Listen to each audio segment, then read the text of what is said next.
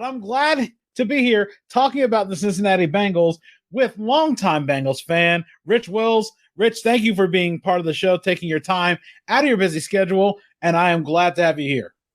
Absolutely. Thanks for having me. How long have you been a fan of the Bengals, and how did you become a Bengals fan? I was right around the year 2000. Watching Corey Dillon break the NFL rushing record at the time, I think really got me kind of interested. And I'd kind of always been interested in football, just more of watching it just to watch it. Didn't really have a team.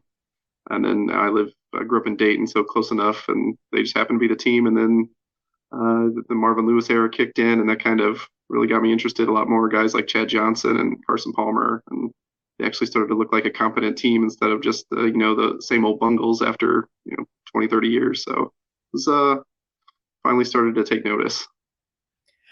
What was the most memorable moment as a Bengals fan? I assume it had to be getting in the Super Bowl and being close enough to winning it for most of the game.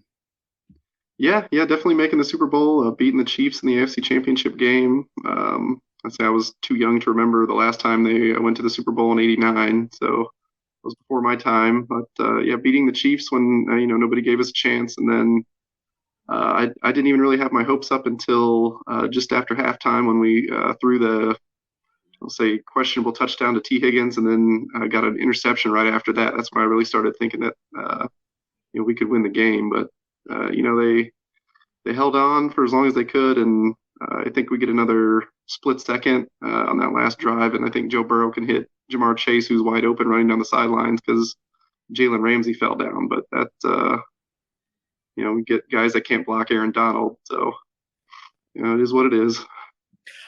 Expectations coming into the season. I know it seems like, especially in the NFL, the team that loses the Super Bowl has the hangover. But going into the season, what were you expecting coming up so close on winning a Super Bowl? Definitely expectations were to go back to the playoffs again and win the division. Maybe, I guess, expectations not to win the division, but definitely go back to the playoffs. But it seemed like all the good free agents came to the AFC last year, so it never was really comfortable actually making the playoffs for a really long time. But definitely kind of expected them to get there one way or another.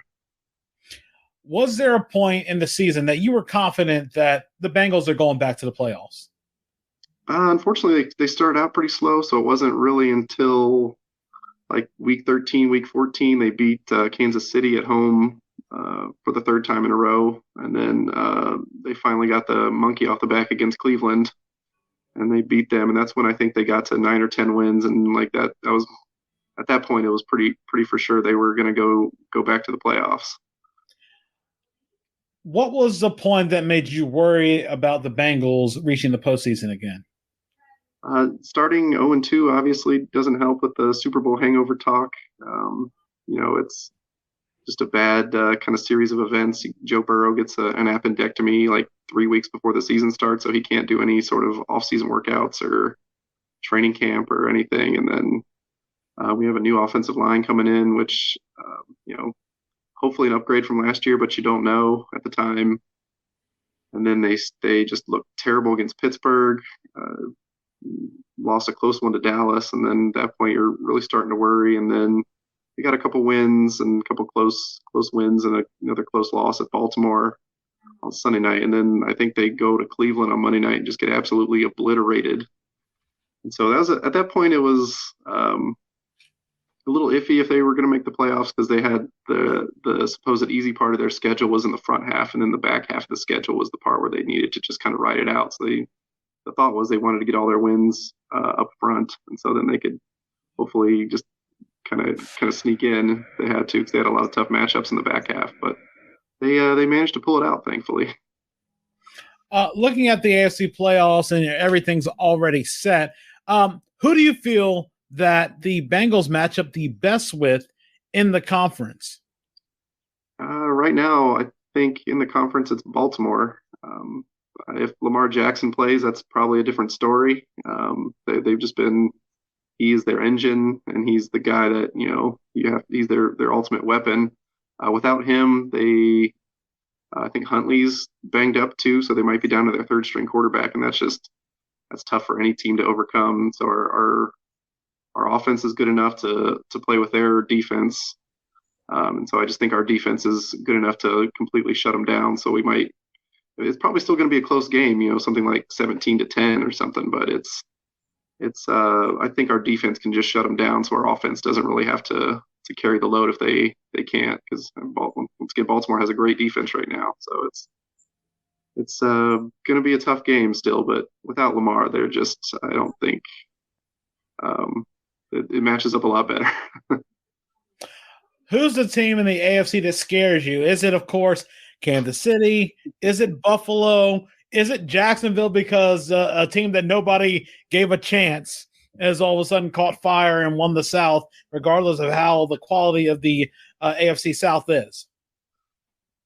It's still got to be the Chiefs. I know they're the team to beat. I'm sure most people probably say Buffalo, but it's any given Sunday. I think any of the Bengals, the Bills, or the Chiefs can win. But I'm sure Kansas City wouldn't be too upset if we had to come back to their house in a couple weeks, because we beat them 3 times last year, 3 times in a row, and I'm sure they have not forgotten that at all. So they're probably hoping to see the Bengals again.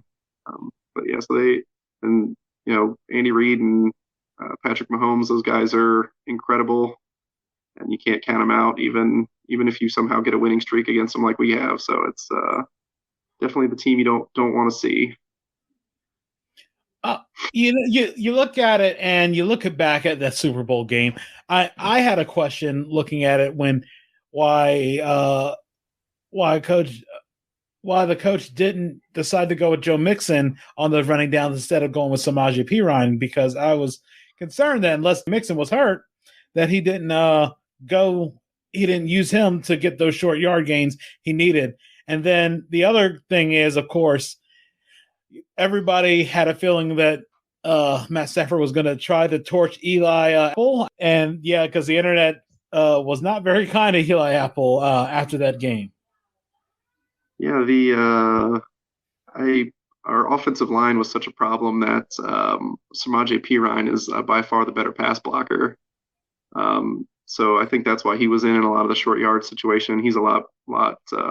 If we wanted to do like a play action, he's the guy you'd want to have blocking for Burrow over Mixon. And then I think short yardage too. Perine's the more kind of downhill runner, and he's at least looks like a bigger guy. I don't know if he's actually bigger than Joe Mixon, but he looks like he plays a lot bigger, and so he runs downhill. And especially against that D line they have, you want a guy to be able to get ahead of steam and just kind of crash into the line to pick up a short yardage situation. I think for Apple, yeah, that's that. Although it was like 6 or 7 passes in a row at the end of the game to Kupp, man, that was tough to watch. But yeah, our D coordinator is usually pretty good about making those adjustments and kind of hiding weaknesses if they're out there. But yeah, the Rams figured out a way to put him on an island against Kupp, and I don't know that there's anybody in the league that can cover Cooper Kupp when he's healthy. So it's definitely, I'm sure they have gone back and watched that lots of times. I know I haven't gone back and watched it. Probably never will, but it's definitely burned in my memory and probably will be for a long time. The other thing is with Joe Burrow, you see him. When's the last time you've seen a Bengals quarterback with that much confidence? Especially the one photo that shows him with the cigar and everything in the locker room. I can't say, and my memory of watching it, going back from the tail end of the Boomer run to the Jeff Blake days to everybody else in between, and Carson Palmer and Andy Dalton and all those guys, I've never seen a Bengals quarterback with that much confidence. Yeah, Boomer was a little more before my time, and watching the Shaken Blake teams and Kelly Smith and all those guys, I don't know that they won enough games to have any sort of confidence. So I mean, Carson Palmer was good, but he's a California USC guy, so it's a little different than the hometown kid in Burrow. So it's it's amazing what a culture change that just someone like Joe Burrow brings, and Zach Taylor, all those guys have just completely shifted the culture, even from the Marvin Lewis era, where you had guys like Perfect and Pac-Man, unfortunately great players, but sometimes not always the guys that worked out the best on the field. And Zach Taylor has just turned all that around, and it's been amazing to watch. And now I think the whole organization believes that they're the team to beat right now in the AFC. And until I guess someone proves them otherwise, then they're still right. And it's a joy to watch. Going to the Super Bowl prediction, who do you have coming out of the AFC? Who do you have coming out of the NFC? Who wins the game, and what is the final score? I'll start with the NFC. I think I mentioned it earlier that it seems like all the good free agents went to the AFC this year. So it seems like the NFC is pretty. There's like maybe I feel two teams that can go. It's either Philadelphia or Dallas. And I think with Jalen Hurts can get healthy, the Philadelphia they're going to be tough to beat for anybody else in the NFC playoffs. So I'll go with them in the NFC. The AFC, I'll pick Buffalo. Being a big Bengals fan, I don't care if they win, every single game, 100-0. I'd probably still never pick them to go to the Super Bowl. So yeah, Buffalo, they're a great team, and if we had a home game against them in round 2, if we make that, and if we had been able to host them, I might feel a little better. But going to Buffalo, and then after everything that happened with Damar Hamlin, and it's just I feel like they have the emotional edge and the support and just the good story for this year. So I'll take them. That'd be a really good game. Both teams are really, really good on offense and pretty competent defenses. So I had to think a lot about this. It probably starts pretty slow and then picks up in the second half. So something close, 31-28. It's not that would be, I think, one of the better Super Bowls to watch, because two really good teams and two good quarterbacks. So it's something to look forward to. And before we wrap this up, again, I appreciate all of your you taking the time out of your busy schedule to do it, Rich. What are ways people can reach out to you, and do you have any shout outs you want to give to anyone? Yeah, I'm just on Facebook, Rich Wills. I'm not really a big social media person, so I don't do Twitter or Instagram or anything. But my brother-in-law, I'll give a shout out to him. His Twitter and Instagram are at DJ Hunter Quinn. I think he was going to be your Packers person, but they unfortunately missed the playoffs. So him and my wife's whole family, I'm sure they were having a bit of a rough night Sunday night. So give a shout out to them, and hopefully they can make it back next year. So make everybody a little happier.